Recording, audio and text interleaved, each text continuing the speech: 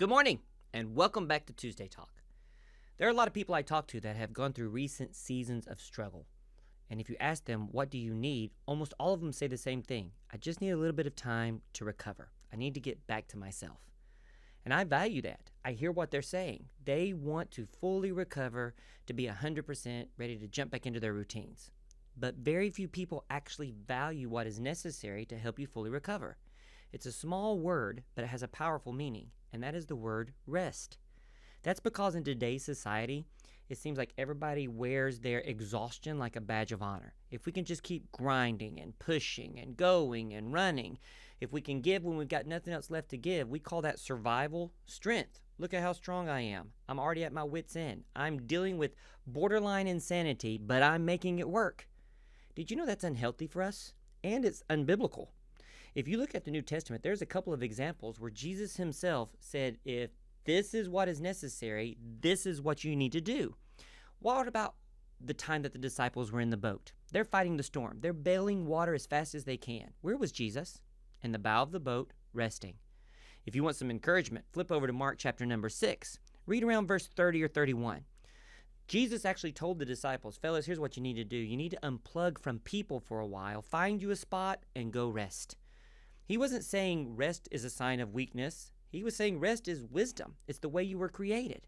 There are a lot of people today who are just emotionally tired. They are spiritually drained. They are carrying pressures on their shoulders and in their minds that nobody knows about because we cover it up with a beautiful smile and we chuckle really loudly when we laugh and everybody's like, look, they're winning at life. But instead, we're running on fumes. Think about somebody who runs a race. In the middle of the race, he pulls a muscle. Do you know what he doesn't do?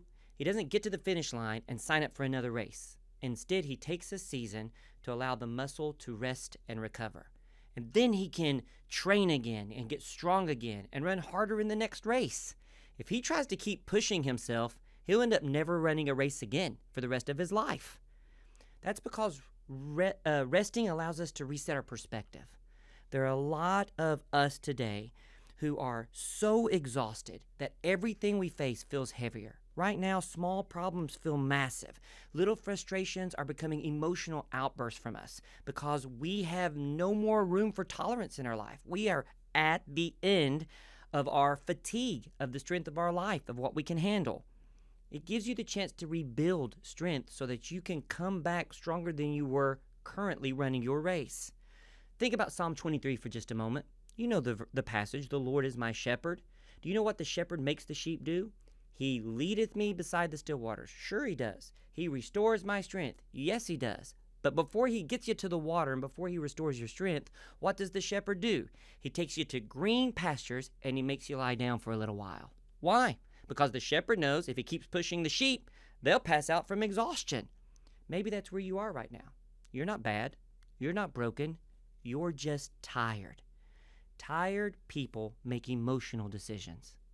Tired people quit too early. Tired people lose hope. You do not have to earn the right to rest. God designed you for it. So instead of just going and going and going until you collapse, take a moment to breathe. Instead, while it's summertime and people are taking vacations, enjoy the moment to rest, relax for one purpose, to fully recover. Go enjoy a good meal. Take a nap. Get some good sleep. Pray without being in such a hurry to get to the amen. Have a real conversation with God for a while. Laugh again. Breathe again. Trust God again. Just do what is necessary for your heart and your mind to find what you need the most. And today, that is rest.